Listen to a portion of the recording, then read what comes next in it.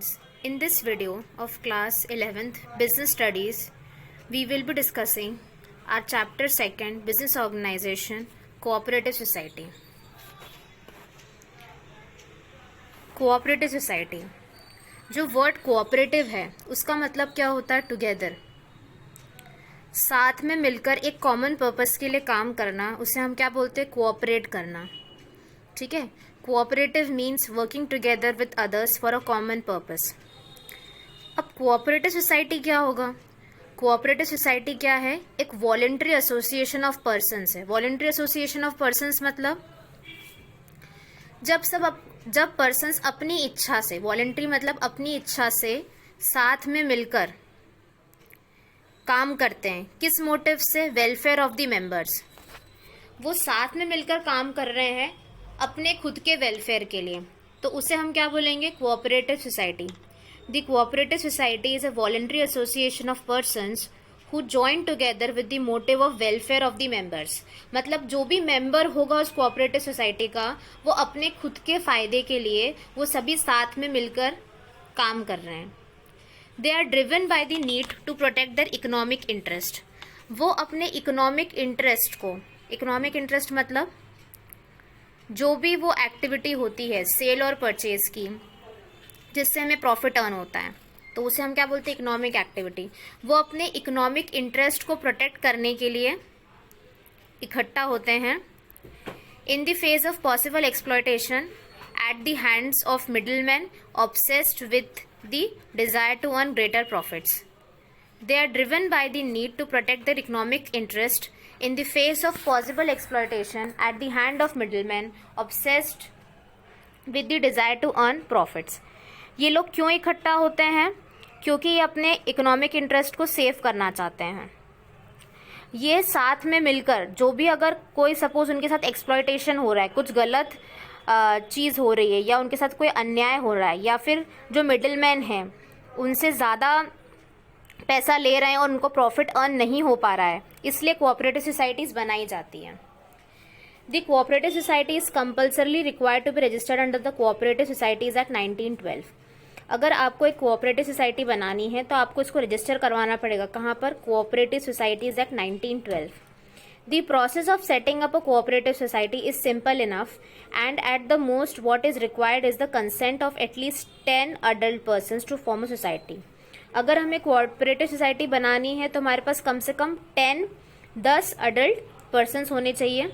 The capital of a society is raised through its members through issue of shares। अब जो पैसा है इस कोऑपरेटिव सोसाइटी का वो कहाँ से आएगा? जो उसके मेंबर्स है वही पैसा देंगे। किसके थ्रू? इश्यू ऑफ शेयर्स के थ्रू। वो जो मेंबर्स होंगे वो शेयर्स को खरीद लेंगे और उसके थ्रू पैसा आ जाएगा कोऑपरेटिव सोसाइटी में। तो society requires a distinct legal entity after it's registration. Registration करवाने के बाद सोसाइटी की लीगल एंटिटी अलग होती है और उसके मेंबर्स की लीगल एंटिटी क्या होती है? अलग हो जाती है। नेक्स्ट है features.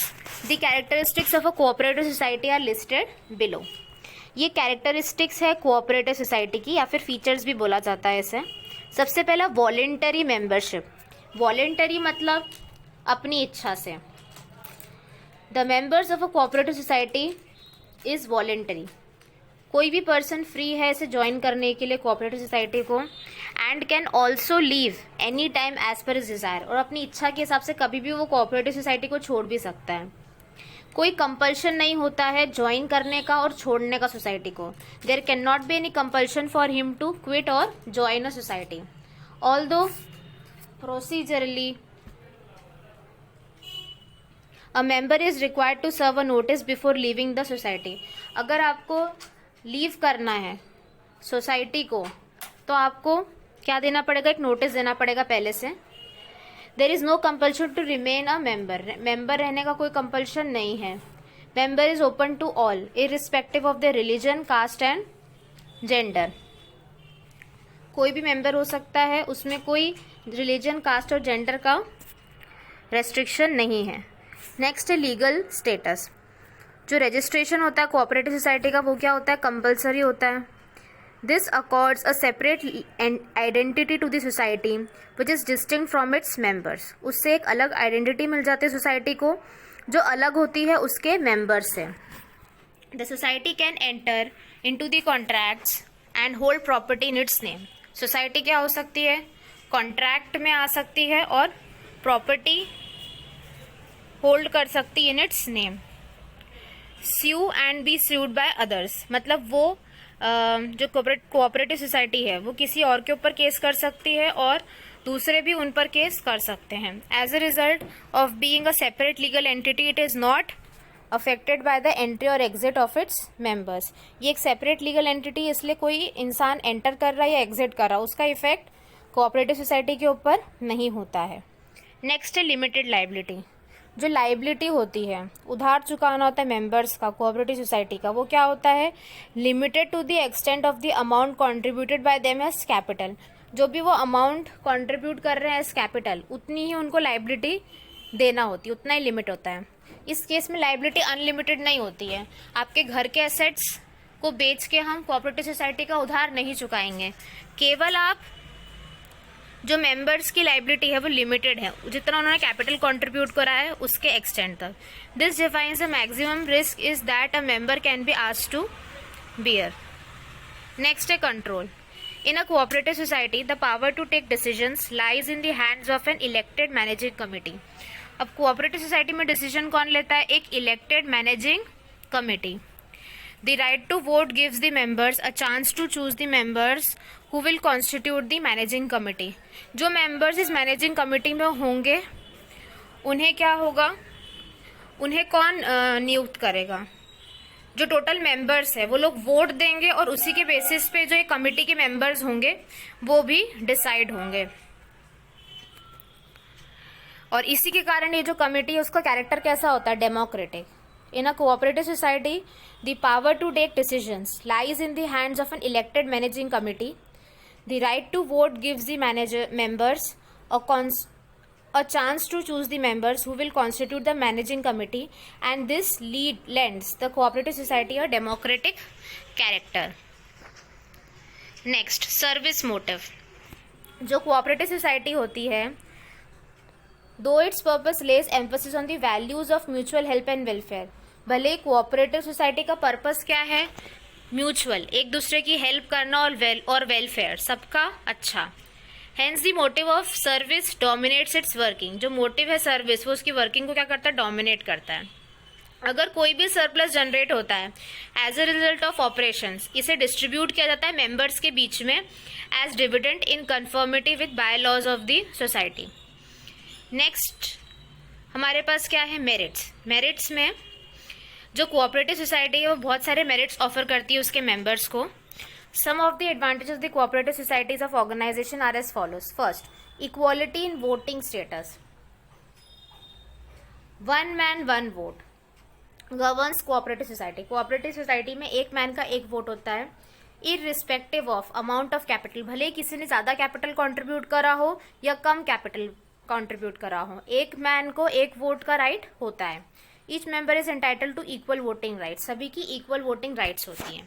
Next, limited liability.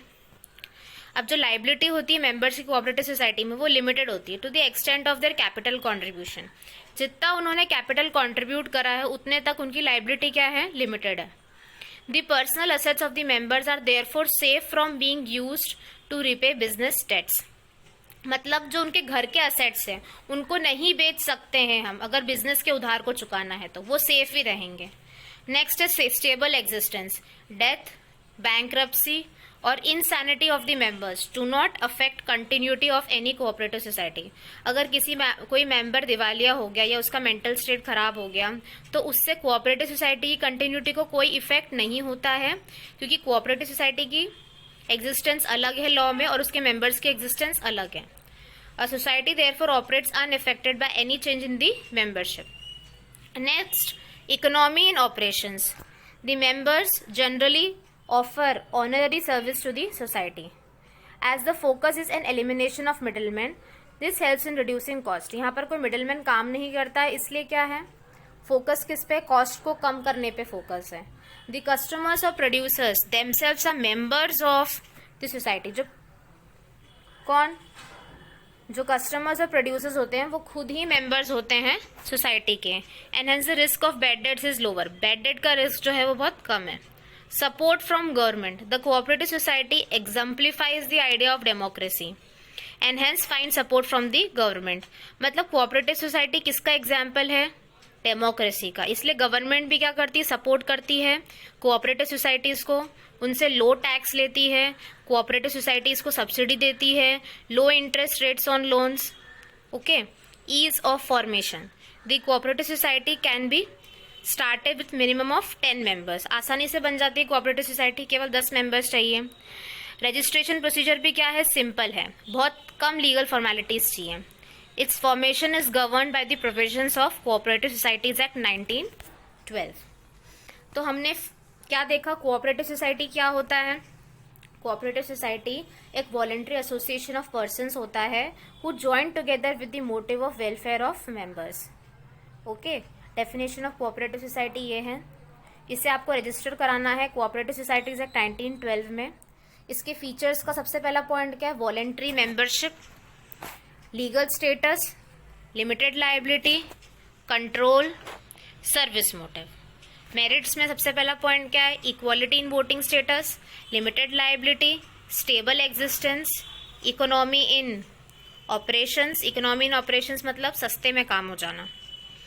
Okay. Middleman हट गया तो कॉस्ट कम हो जाएगी. ठीक है. Economy in operation, support from government, government support करती है, और ease of formation. I hope that through this video you have understood the meaning of cooperative society, its features and merits. In the upcoming video, we will discuss about the limitations and types of cooperative societies. Thank you.